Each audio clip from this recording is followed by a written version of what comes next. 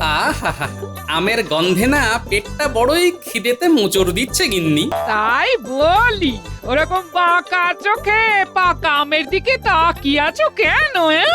এখন ঘর থেকে পত্রপাঠ বিদায় হও দেখি। এই যাও যাও যাও, রাজসভায় যাও। সারাদিন শুধু খাই খাই খাই। ওহ, আজকে তো রাজবাড়িতে ভোজ। এই যাও না, তৈরি হয়ে নাও। ওহ, তুমি তো আম কেটে দিলে না, যাক রাজবাড়ি গিয়েই খাবো বৈদ্যর বাগানের আম। পেটটা ঠিক থাকলেই হয়। ওহ, দেখো মা, দেখো। ওহ,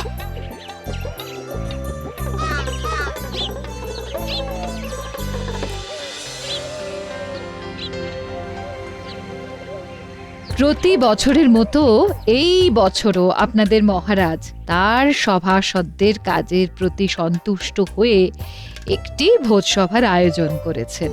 সকলে পেট ভরে খাবেন, কেউ কোনো লজ্জা করবেন না কিন্তু। আমিও লজ্জা করব না। লজ্জা তো নারীর অলংকার, আপনি কেন লজ্জা পাবেন? গোপাল, তুমি একটু খাওয়ার সময় মহারাজের দিকে নজর রেখো। ওনার যে বয়স হচ্ছে, উনি সে কথা ভুলেই যান। তুমি মহারাজের পাশেই বসো গোপাল। রানী, অনেক হয়েছে, আর হাতে হাঁড়ি ভেঙো না তো। এবারে গরম গরম লুচি, আলুর দম, রসগোল্লা, কালো জাম আর ভালো আম দিতে বলো।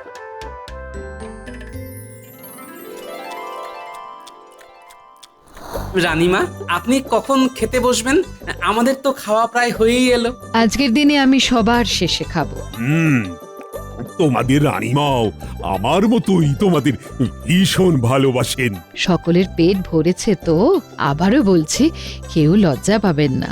জব্বর খেলাম। বেশ বেশ, এবারে আসছে রাজবৈদ্যর বাগানের আম। ধন্যবাদ বৈদ্য মশাই। আমাকে লজ্জা দেবেন না রানীমা। তা মহারাজ, আপনার বাগানের আম আমরা কবে খাবো?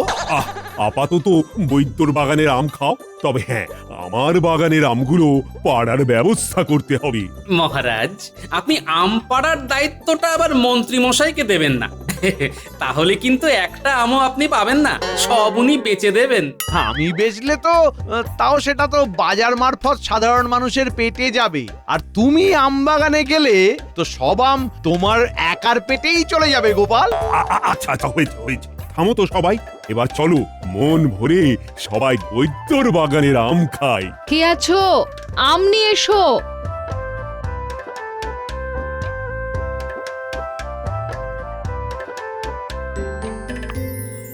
ও বাবা, মহারাজের পাতে কত বড় আমের চাকলা, কত ছাড়া আমার পাতে দিতে পারলো না। আহ আহ, কি মিষ্টি আম গো বৈদ্য।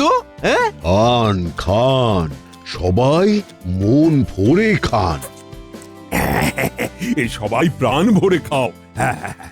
মহারাজ এখন ওদিকে গল্পে মত্ত। আমার ছোট আমটা মহারাজকে দিয়ে ওনার বড় আমটা আমি তুলে নেব। আমগুলো সব খেতে লাগছে চিনির মতো মিষ্টি। এক সে বড়কর এক আম, সব বৈদ্যের বাগানের শ্রেষ্ঠ। নিন নিন নিন, এবারে মহারাজ আম খান, আম খান। আমটা আমায় অদল বদল করতেই হবে। ওহ ভগবান, আজ তোমার পরীক্ষা দেখি। মহারাজ ওদিকে তাকিয়ে এই সুযোগে আমটা বদলা বদলি করে নি।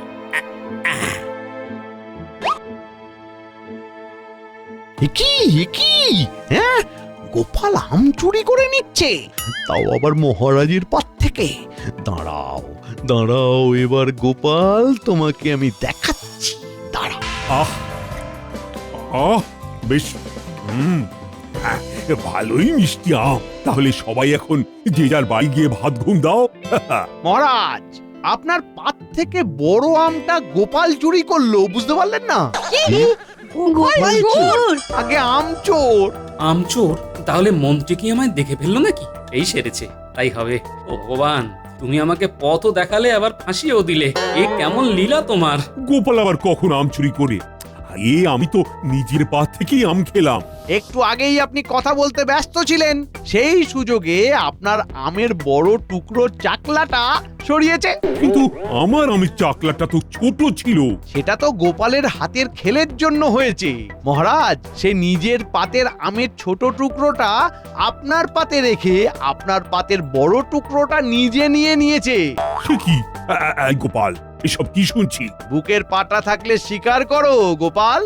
আগে মহারাজ, হ্যাঁ মন্ত্রী মশাই ঠিকই বলছেন, তবে এই ঘটনাটাকে ওই চুরি করা বলে না, বদলা বদলি বলে মহারাজ। চলুন হাত ধুয়ে রাজসভায় গিয়ে আলোচনা করি। হ্যাঁ হ্যাঁ হ্যাঁ, চলো চলো চলো। চোরের মায়ের বড় গলা। তা তুমি হুট করে এমন কাজ করলে কেন গোপাল? আম পেলে আমি শুধু বদলা বদলি নয়, অনেক কিছু করে দেখিয়ে দিতে পারতাম। আমার এতগুলো আম বাগান, আমি কিছু করতে পারলাম না, শুধু এই কবচ হয়ে আম খেয়ে গেলাম। আর তুমি কি না? আমার যদি আপনার মতো আমের বাগান থাকতো তাহলে দেখিয়ে দিতাম আপনার থেকেও কিভাবে আরো ধনী হওয়া যায়। এই, তুমি কি আমার সাথে বাজি ধরবে নাকি গোপাল? আমারই আমের বাগান নিয়ে আমার থেকেও আরো বেশি ধনী হওয়ার বাজি ধরতে চাইছো? হ্যাঁ, ধরতেই পারি কি হিম্মত! মহারাজ, আমি বাজি ধরতে রাজি। আপনি আমায় শুধু আপনার আমের কখানা বাগান দিন, দেখবেন আমি আপনার থেকেও অনেক বেশি বিত্তবান হয়ে গেছি। কি এত বড় কথা? ও মন্ত্রী, কি করব বলো তো? মহারাজ, গোপাল 7 জন্মেও আমের বাগান নিয়ে আপনার থেকে ধনী হতে পারবে না। ও খালি আম চুরি করতেই পারে। তাহলে বাজি ধরতেই পারি, কি বলো মন্ত্রী? আমি বলছি, চোখ কান বুঝে বাজি লড়ুন মহারাজ, চোখ কান বুঝে। বেশ গোপাল, আমি বাজি ধরছি। আর আমার একটা প্রাথমিক শর্ত আছে, যেটা সকলের সামনে আমি একদম আম বাগানে গিয়ে বলবো। চলো সবাই আম বাগানে চলো।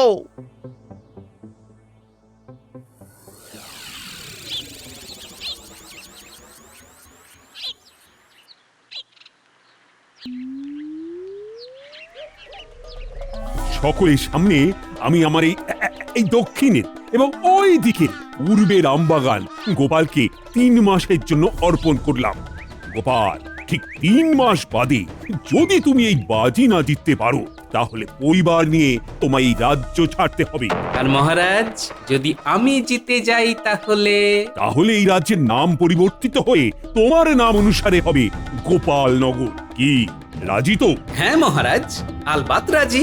দেখা যাক পরবর্তী 3 মাসে তুমি আমার থেকেও ধনী হয়ে এই রাজ্যের নাম নিজের নামে করতে পারো, নাকি এই রাজ্য ছেড়ে অন্য রাজ্যের বাসিন্দা হও। হ্যাঁ মহারাজ, সময়ই কথা বলবে। ঠিক 3 মাস বাদে মহারাজের সিন্ধুকে সঞ্চিত মোহর এবং গোপালের আয়ের মোহর গোনা হবে। দেখা যাক কে জেতে আর কে হারে।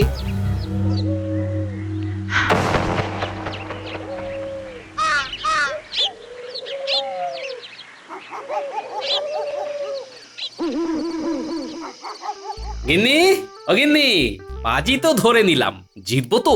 দেখো, জিতবে কিনা জিতবে সেটা আমি জানি না, কিন্তু তুমি যে বাজি ধরা সাহসটুকু দেখিয়েছ তাতেই আমি খুশি। হ্যাঁ হ্যাঁ, চেষ্টা তো করি। মাথায় একটা মোটামুটি পরিকল্পনাও করে নিয়েছি, বুঝলে? কাল থেকে লেগে পড়বো। গিন্নি, তোমাকেও কিন্তু এই লড়াইয়ে আমার সাথে সাথ দিতে হবে। এ তুমি না বললেও পাশে থাকবো, হ্যাঁ, আর বললেও পাশে থাকবো। তুমি আমার বড় ভরসা গিন্নি। বলছি, মেয়ে জামাইটাকে একটু দেখে। ওফ, আবার সেই জামাইয়ের কথা। আচ্ছা আচ্ছা, বুঝেছি। বলছি, এই কালকে কি তোমার সাথে ন্যাপলা গুলটেরা আম বাগানে যাবে নাকি? হ্যাঁ, ওরা তো আছেই। এছাড়াও আরো কিছু জনকে ডেকে নিয়েছি, বুঝলে? 2খানা বাগানের আম পাড়া কি 4টিখানি ব্যাপার।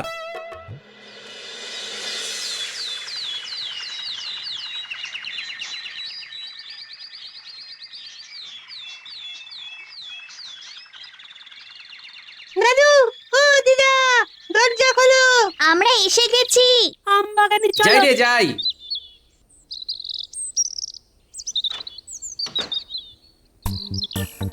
দাদু, তোমার কথা মতো আমাদের সবার জন্যই আম পাড়ার আঁকশি দেওয়া লাঠি এনেছি। ভালোই হবে, সবার হাতে একটা করে লাঠি থাকবে। দাদু, তুমি যে বললে আমগুলো পেড়ে আমাদের আরো বেশ কিছু কাজ আছে, কই কি করতে হবে সেটা তো বললে না। এই হ্যাঁ, তুমি তো আমাকেও বললে না। আম নিয়ে কি পরিকল্পনা আছে তোমার মাথায়? বলছি সব বলছি। আমরা দুটো বাগান থেকে মোট যত আম পারবো তার ভেতরে কিছু আম শহরে বিক্রি করে দেব, কিছু আম নিয়ে চপের দোকান দেব, এই আমের চপের আর কি। আর কিছু আম নিয়ে আমের শরবতের দোকান হবে। তারপরে বাকি যা আম থাকবে সেগুলো নিয়ে আমার অন্য পরিকল্পনা আছে। সেটা আবার পরে বলবো, এখন নয়। এখন সবাই চলো আগে গিয়ে আম পাড়ি।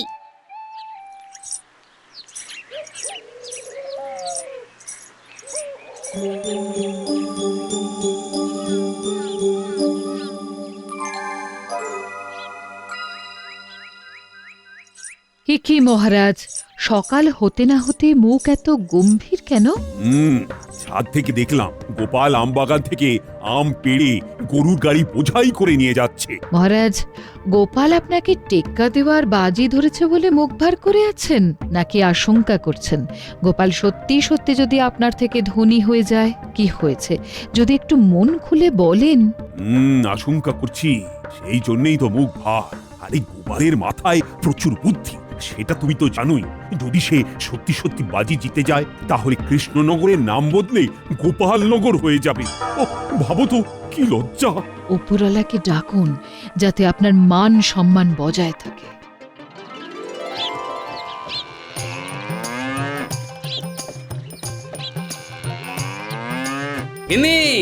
গিন্নি, মাত্র 8 গাড়ি বোঝাই আম এনেছি, একটু ধুয়ে দাও না। মা, বাবা, টুকি, আমি আপনাদের বাড়িতে একটু ঢুকি। এই কে রে? গলাটা খুব চেনা চেনা লাগছে।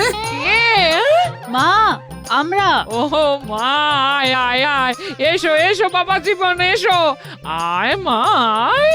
উফ, ভালো আছেন বাবা?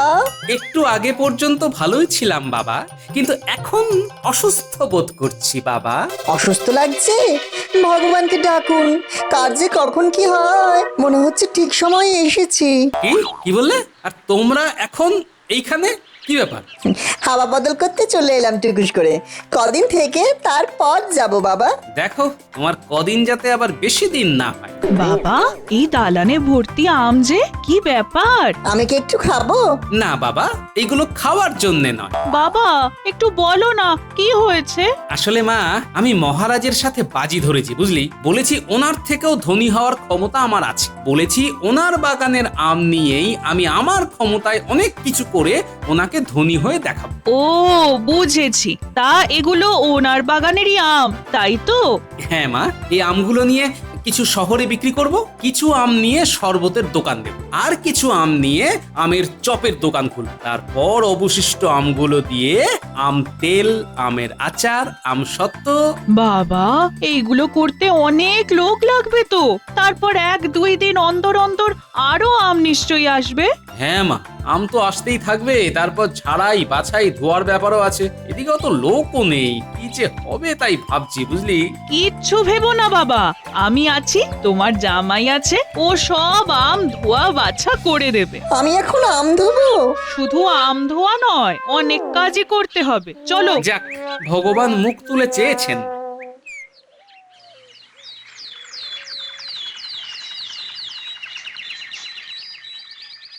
তাহলে আমি বেরোলাম। হ্যাঁ, শহরে আমগুলো বেচে ফিরতে ফিরতে প্রায় সন্ধে হয়ে যাবে, বুঝলে। আমিও তাহলে আমের শরবতের ঠেলা গাড়ি নিয়ে বেরোচ্ছি। আমি আর জামাই তাহলে বিকেলের দিকে আমের চপের দোকান খুলতে যাব। হ্যাঁ, সবাই সাবধানে থেকো, মনে রেখো এই লড়াইটা আমাদের মাস 2-3 ধরে করতে হবে। আমরা কখনোই ব্যবসার থেকে অর্জিত টাকা নিজেদের কাজে লাগাবো না। যা রোজগার হবে তাই দিয়েই আবার ব্যবসার মূলধন অর্থাৎ আম কিনবো। মহারাজ ভেবেছেন তুমি একা কি করবে? এখন আমরা সবাই সবাই তোমার পাশে আছি। হ্যাঁ,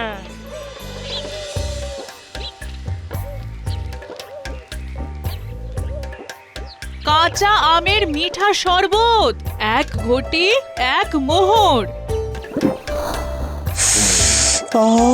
কি দারুণ চপের গন্ধ, খেতে ইচ্ছে করছে।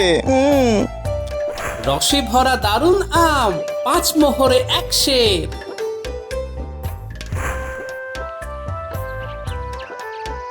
৩৫,৯৯৯ আর এই একটা। তাহলে হলো সর্বমোট ৩৬,০০০টা মোহর। আমি ভাবতেই পারছি না গো। বাবা, ১.৫ মাসের মধ্যে এই, তাও আবার 2খানা আম বাগান নিয়ে। কষ্টের ফল। হ্যাঁ, আমি ভাবছি আরো 2খানা আম বাগান কিনে নিই, বুঝলে? বর্ষাকাল আসছে, এইবারেই তো আসল খেলা শুরু হবে। হ্যাঁ হ্যাঁ বাবা, কিনে নাও। আমি তাহলে ভালো আমের চপ ভেজেছি বলুন। হ্যাঁ বাবা, তুমি আমের চপ ভাজায় দক্ষতা অর্জন করেছো।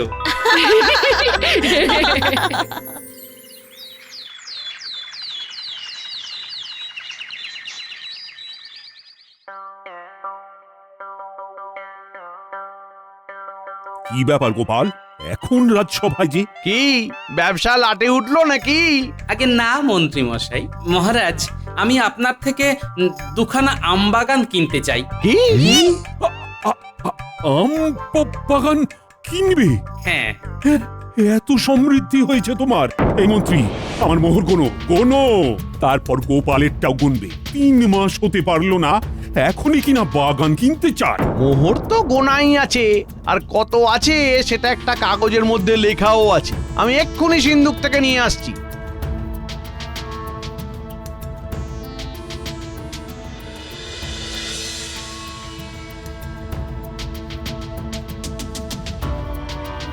মহারাজ, আপনার সর্বমোট ৩৬,৫০০। এবারে গোপালেরটা দেখো। আমি হিসেব করেই রেখেছি মহারাজ, এত মোহর আনতে পারিনি। তা তোমার হিসেবে কত হয়েছে শুনি? মোট 36,000 আছে। কি ব্যাপার গোপাল? 500 মোহরে আমি এখনো এগিয়ে আছি।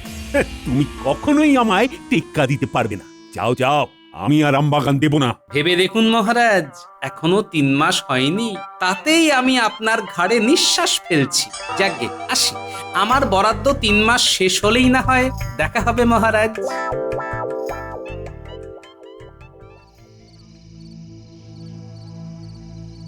কি ব্যাপার গিন্নি, সারা বাড়ি অন্ধকার করে বসে? মন খারাপ লাগছে গো, এই মেয়েটা চলে গেল। হ্যাঁ, তুমি সারাদিন কোথায় ছিলে? এবারে আসল যুদ্ধে নামতে হবে গিন্নি, তৈরি হও। আর এই যুদ্ধে জিতে গেলেই আমি নিজে তোমায় মেয়ের বাড়ি দিয়ে আসবো। কি যুদ্ধ? কিছুই না, অতিরিক্ত আমগুলো দিয়ে এবারে বয়াম বয়াম তোমার এই জাদু হাত দিয়ে আচার আর আম তেল বানাতে হবে গিন্নি। এই আচার আর আম তেল বর্ষাকালে শহরে প্রচুর দামে বিকবে। হ্যাঁ, বলো কি, আমি আম দিয়ে নানা ধরনের আচার বানাবো। হ্যাঁ, আমি আজ শহরে গিয়ে সব খোঁজ নিয়ে নিয়েছি। তোমাকে সাহায্যের জন্য 4 জন মহিলাকেও বলে এসেছি। এছাড়া আমিও হাত লাগাবো। কাল থেকেই অভিযান শুরু। আচার বিক্রি হলেই তো তুমি বাজিতে জিতে যাবে। এখন যে কটা আম আছে সেগুলো দিয়ে আচার বানাও, আর আমি বাজার থেকে 6000 মোহরের কাঁচা আম কিনে আনবো। সেগুলো দিয়েও আচার আর আম তেল বানাবো, বুঝলে? জয় মা, জয় মা।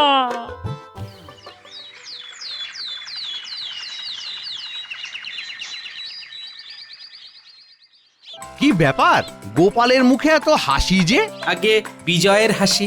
গোপাল, এত স্পর্ধা, এত আত্মবিশ্বাস ভালো নয়। মাঝে মাঝে আত্মবিশ্বাসটা প্রকাশ্যে আনা ভালো মহারাজ। গোনা শুরু করো খাজাঞ্চি, আগে আমারটা করো। জোরে জোরে গুনবে। আই মন্ত্রী, তুমি খেয়াল রাখো।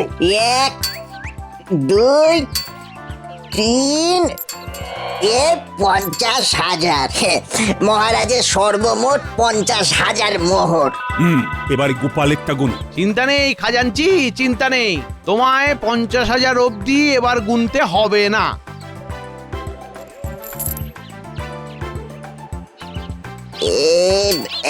এক 2 3 49,999। কি হলো খাজাঞ্চি, সব মোহর শেষ তাই তো? জানতাম গোপাল হেরে যাবে। আমি তো বলেইছিলাম মহারাজ। মহারাজ, মোহর এখনো শেষ হয়নি, এখনো থলিতে 10টা মোহর আছে।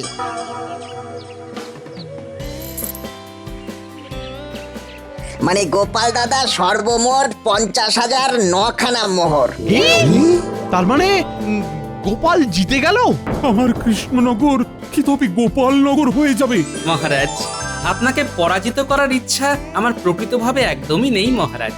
আমি শুধু এই কাজটা করেছি আপনাকে এটা বোঝানোর জন্যে যে এই প্রকৃতি আমাদের কাছে তার প্রাকৃতিক সম্পদ ঢেলে রেখেছে, অথচ আমরা বুদ্ধিমান মানুষ হয়েও তা কাজে লাগাই। দেখুন মহারাজ, আপনার কাছে আম বাগান আছে, আপনি চাইলেই আপনার বাগানের আম দিয়ে ব্যবসা করে আরো ধনবান হতে পারতেন, কিন্তু আপনি তা করেননি।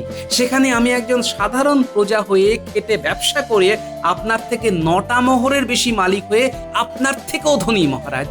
সুতরাং শুধু বুদ্ধি থাকলেই হয় না, সেই বুদ্ধিকে সঠিক খাতে কাজে লাগানোটাই হলো আসল বুদ্ধিমানের পরিচয়। তার সাথে ইচ্ছাও থাকতে হয়। এই কে বললো রে মন্ত্রী? দাঁড়াও মন্ত্রী, তোমার হচ্ছে। আয়, কে আছিস? কারাগারটা খোল। আজ ওর উস্কানিতেই আমি বাজি হারলাম। পালাও পালাও পালাও। মহারাজ, আমার ঘাট থেকে শুধু 3 মাস আগে আপনার পাত থেকে আম অদল বদল করার দোষ মকুব করে দিন মহারাজ। বেশ বেশ, সব মুকুব। এবার বেটা মন্ত্রীকে আমি আচ্ছা করে ধোলাই দেব। মন্ত্রী দাঁড়াও, দাঁড়াও মন্ত্রী। আয় আয় মন্ত্রী, দাঁড়াও দাঁড়াও দাঁড়াও মন্ত্রী।